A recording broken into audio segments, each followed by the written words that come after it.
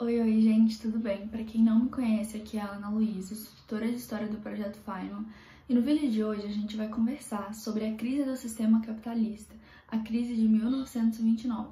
A gente vai entender quais foram as causas, as consequências, as repercussões internacionais e o que foi feito para solucionar essa crise.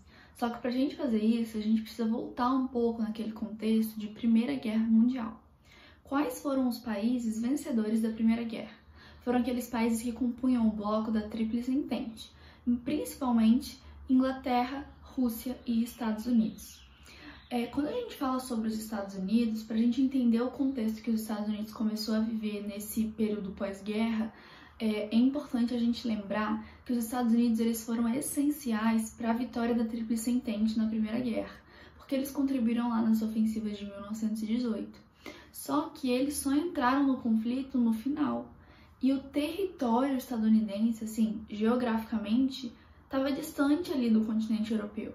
Então, enquanto os países da Europa estavam destruídos porque os conflitos tinham acontecido na Europa, os Estados Unidos estavam, tipo, ok, sabe? Os Estados Unidos estava bem.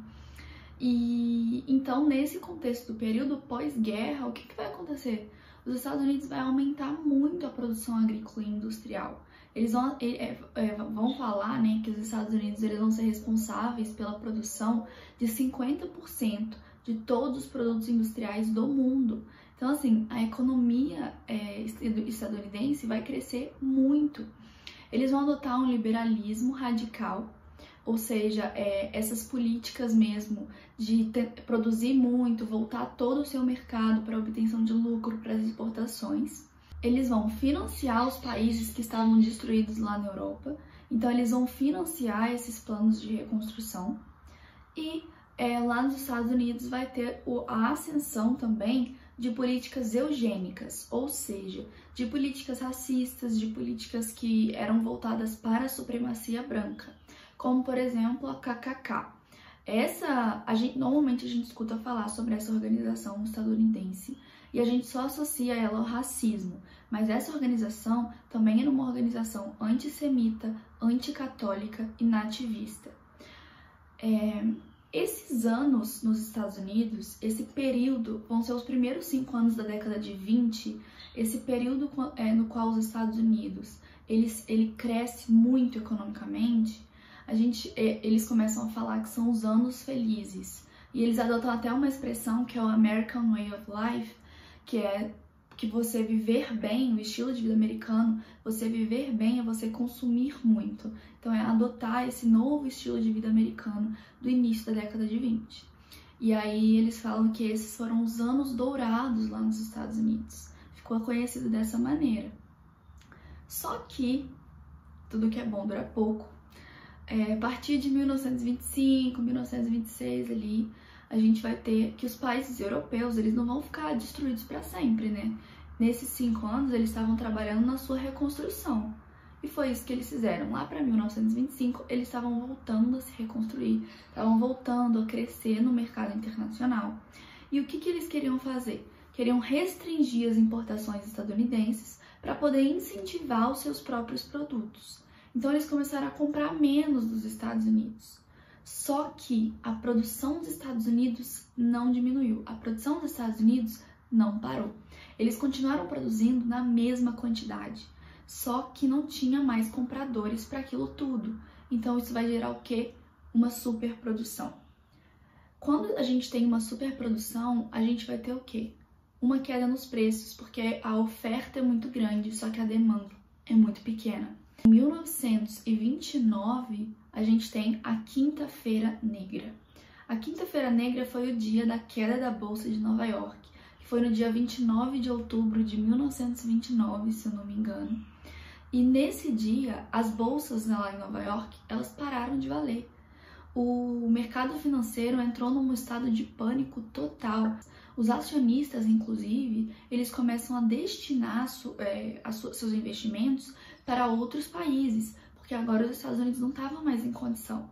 Então, eles começam a trocar o destino dos seus investimentos. Bom, e o que vai acontecer com essa pós-crise, né?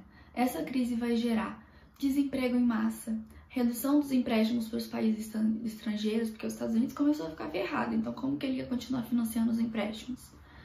Adoção de medidas protecionistas pelo governo lá na época e a falência de inúmeras empresas. O importante a gente lembrar é que sempre que a gente tem uma crise assim num país que tinha relevância internacional, outros países vão ser afetados. No caso da crise de 29, vai afetar principalmente os países que exportavam para os Estados Unidos, principalmente os países da América Latina, que exportavam muitos commodities e tudo mais, incluindo o Brasil. O Brasil era um grande exportador de café, exportava muito café para os Estados Unidos. Com a crise de 29, essas exportações elas vão ser restritas. E aqui no Brasil, a gente vai ter a queima de milhões de sacas de café justamente para evitar essa superprodução que aconteceu lá nos Estados Unidos. Só que mesmo assim, isso vai afetar em algum ponto as estruturas sociopolíticas da República naquela época, o governo existente naquela época. E não foi só o Brasil não, os países europeus também foram afetados em certa medida. A gente tem que em 1930, a Itália ela vai estar sofrendo com as consequências do pós-guerra, com o saldo de mortos e feridos, e aí chega a crise de 29. Mas aqui agora é importante a gente falar de quê? Do que foi feito para solucionar a crise de 1929. Bom, o novo presidente, o Franklin Roosevelt, ele vai defender a adoção de medidas intervencionistas, ou seja, ele deixa de lado aquele liberalismo radical e ele começa a defender a atuação do Estado para melhorar a economia. Ele vai defender a adoção do New Deal, que é o novo acordo. E esse projeto, esse novo acordo, ele vai ser inspirado nas ideias do Keynes. Você já ouviu falar do keynesianismo? O Keynes vai falar que o Estado ele tinha que intervir na economia, ele tinha que garantir o pleno emprego, ele tinha que promover o bem-estar social. Então ele defendia a adoção de um estado de bem-estar social. E baseado nessas ideias, o Franklin Roosevelt vai construir ali o New Deal, o novo acordo, e quais vão ser os tópicos assim principais desse novo acordo. O Estado passa a intervir na produção agrícola e industrial, então ele fala que a produção tem que crescer junto com a demanda. Agora a produção vai ser controlada pelo Estado. Vai realizar obras públicas para aumentar o emprego, para garantir o pleno emprego da população. As cargas horárias têm que ser reduzidas e ele tem que garantir um salário-desemprego. Se a gente fosse fazer uma analogia aqui com a situação de pandemia que a gente vive hoje, a gente diria que esse salário-desemprego, para evitar a miséria, seria meio que análogo ao ao auxílio emergencial. E era esperado que ele conseguisse recuperar a economia estadunidense bem rápido, né? Só que não foi isso que aconteceu. Ele não obteve todos os resultados esperados, mas em 1935 a economia estadunidense já estava se recuperando e aí a gente começa a falar da ascensão de regimes totalitários no continente europeu, e não só no continente europeu, né? Mas em outros países também. Então, se você gostou desse vídeo, se você ficou com alguma dúvida, por favor, coloca aqui nos comentários, me conta o que você achou, o que você quer para os próximos vídeos. E é isso.